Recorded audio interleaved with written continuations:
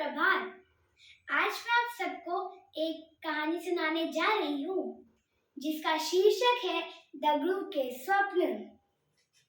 एक बार राजा विक्रम अपनी तलवार लिए बेताल को पकड़ने के लिए आगे बढ़ते हैं और बेताल को अपने वश में कर उसे अपनी पीठ में लादकर बिठा देते हैं।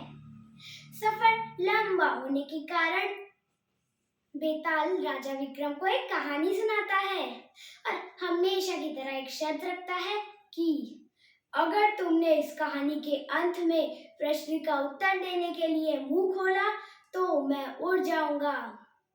बेताल कहानी सुनाना शुरू करता है। चंदनपुर गांव में एक वृद्ध महिला रहती थी। वह महिला कपड़े सिलने का काम करती थी। उसके बेटे का नाम था दगड़ू। दगड़ू बड़ा ही आलसी और कामचोर लड़का था। दिन रात बस सपने देखा करता था। उससे अक्सर बुरे सपने आया करते थे और अगर आते भी थे तो वे सपने हकीकत बन जाते थे।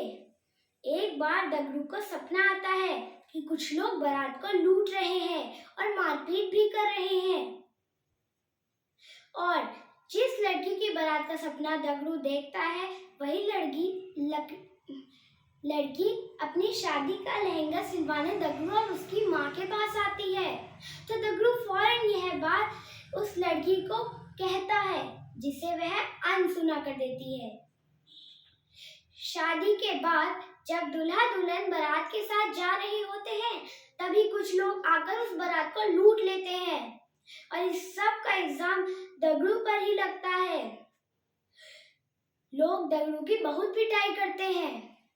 उस घटना के कुछ दिन बाद दगड़ू को सपना आता है कि चौधरी जी का घर गृह प्रवेश के दिन जल गया और चौधरी जी गृह प्रवेश समारोह का न्योता देने दगड़ू और उसकी माँ के पास आते हैं। दगड़ू फौरन यह बात चौधरी जी से कहता है।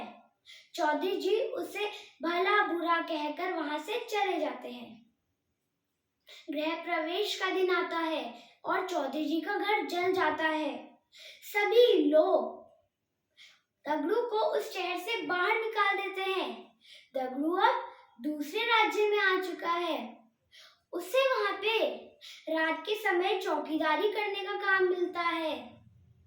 वहां के राजा को अगले दिन किसी जरूरी काम से सोनपुर जाना होता है। फिर रात को दगड़ू काम के वक्त सो जाता है और उसे एक सपना आता है कि सोनपुर में भूकंप की वजह से वहां पे कोई भी व्यक्ति जीवित नहीं बचा है। तभी सुबह हो जाती है। दगड़ू फौरन यह बात राजा जी को बताता है तो राजा जी सोनपुर जाने से मना कर देते हैं। अगले दिन समाचार आता है कि सोनपुर में भूकंप की वजह से वहां पे कोई भी व्यक्ति जीवित नहीं बचा है। राजा फौरन दगड़ू को महल में बुलाते हैं और एक सोने का हार पुरस्कार में देते हैं और उसे नौकरी से बाहर निकाल देते हैं।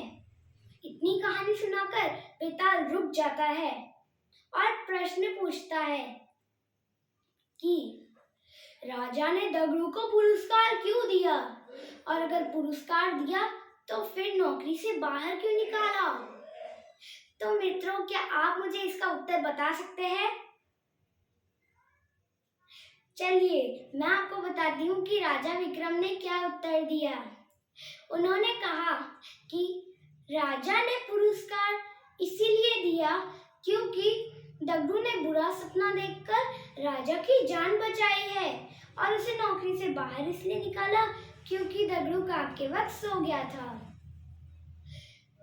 क्योंकि राजा विक्रम ने इस प्रश्न का उत्तर दे ही दिया था तो बेताल अपनी शर्त के मुताबिक राजा विक्रम से हाथ छुड़ाकर पेड़ की तरफ चला गया। धन्यवाद। आप सबका दिन मंगलमय हो।